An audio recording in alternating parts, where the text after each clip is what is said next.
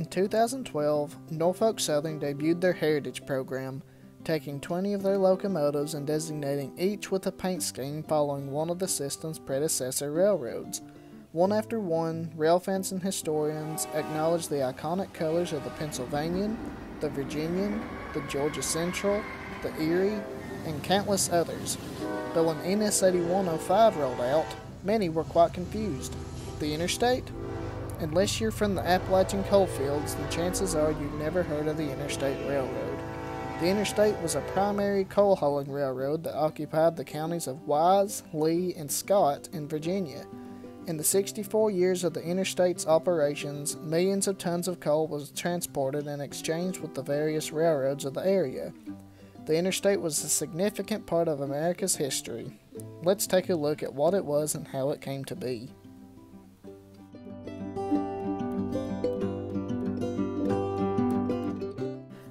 The Interstate Railroad was formed by the Virginia Coal and Iron Company in 1895 as a plant rail line.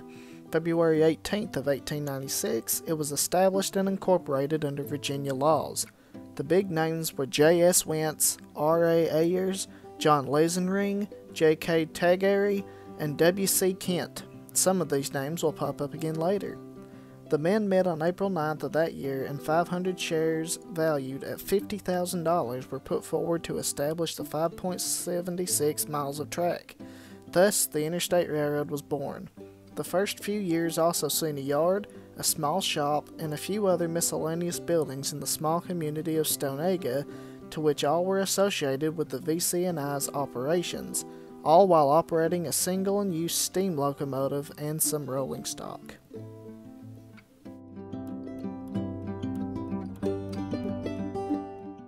The area wasn't without rail transportation, however. The L&N Railroad also operated the area and for some time completely operated the Interstate's territory. As time went on, the Interstate would gain the trackage rights of other small and local railroads, such as the Pigeon Creek Railroad, the VNSW, the Roaring Fork Railroad, and the SCNC. By the time this expansion period was over, the Big Four, which consisted of the L&N, Interstate, Southern, and N&W, had control of every line and branch in the area, all four of which would serve the Appalachia Union Station at the heart of Appalachia.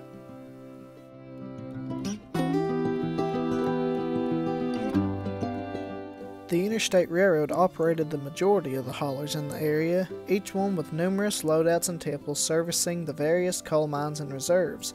The Interstate would load their hoppers with coal and take them to Appalachia and interchange them with the L&N. A 1911 report showed over 510,000 tons of coal interchanged. The Interstate would later interchange with the CC&O as well after its expansion purchase to the Wise Terminal Company, which had trackage rights through N&W's yard at Norton and beyond in 1912.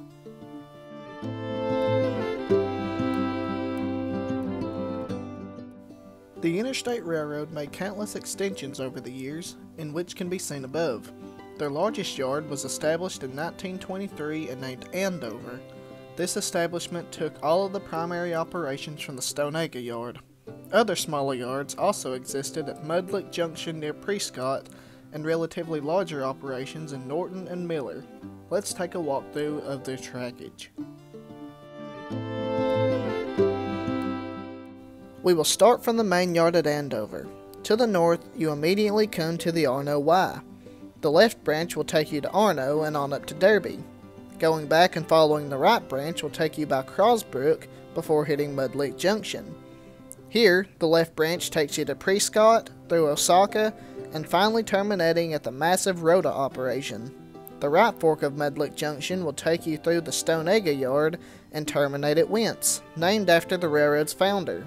This portion of the Interstate's trackage sported 8 loadouts with smaller tipples scattered in between. Heading south out of Andover will take you to the Y where it happens. Appalachia Union Station stood in the middle, serving the Big Four. Most of the Interstate's action happened railroad south, but heading railroad north from this point would take you through Southern territory before making its way up to their operations at Exeter. This portion would be abandoned in 1932 and taken up by the Southern Railway.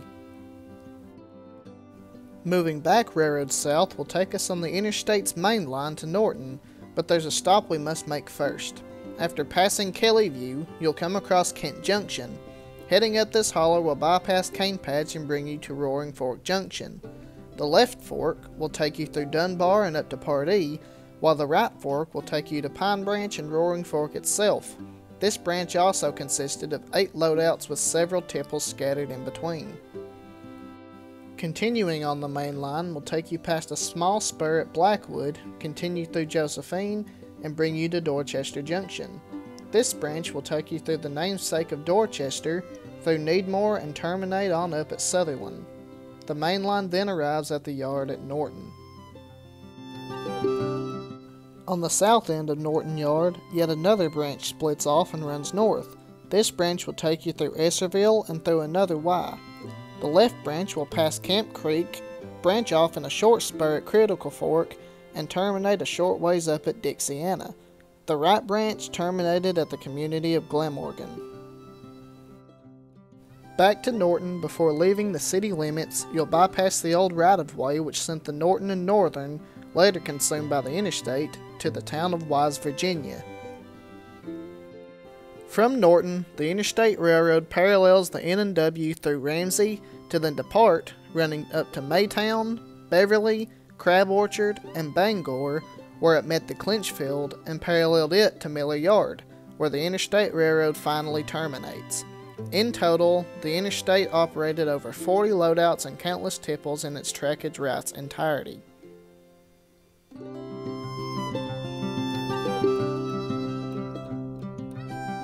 From its formation in 1886 to 1955, the Interstate's roster consisted of 28 steam locomotives numbered 1 through 28. The original 1, 2, and 6 were 460s, with the majority of others being 480s, as well as a few 060s. After number 12, a couple of 282s operated, and then the big 2 662s and 2 882s stormed the rails.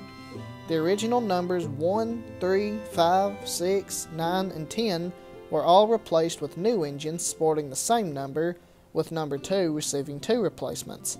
Number 1 through 24 were all gone by 1952, with the latter 4 lasting until 1955. By that point, dieselization was in full force, and the interstate upgraded to modern Alco RS3s, purchasing 10 and numbering them 30 through 39, painting them in the iconic orange and cream color schemes featured on NS 8105.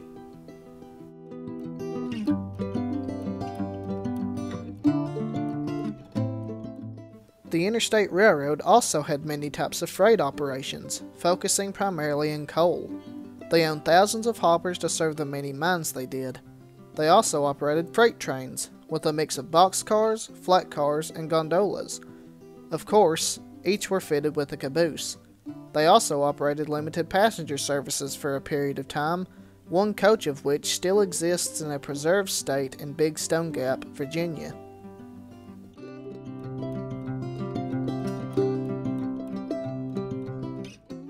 In 1960, the Southern Railway acquired the Interstate Railroad. Nothing really changed until 1965. However, in that time, the 10 RS3s were repainted into the Southern black and white scheme while still sporting the Interstate Road name. In late 1965, all 10 of the RS3s were removed from Andover and sent to Georgia and the Carolinas before meeting their fate of retirement a decade later. Southern would eventually merge with the N&W to create the Norfolk Southern that we know and love today.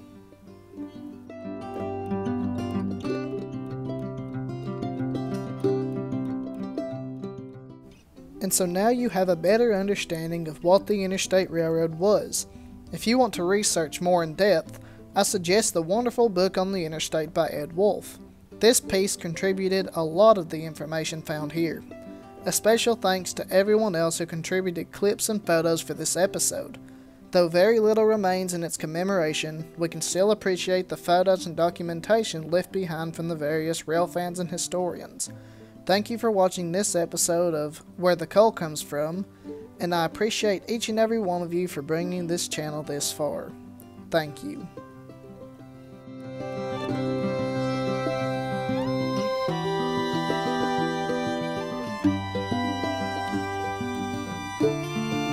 you.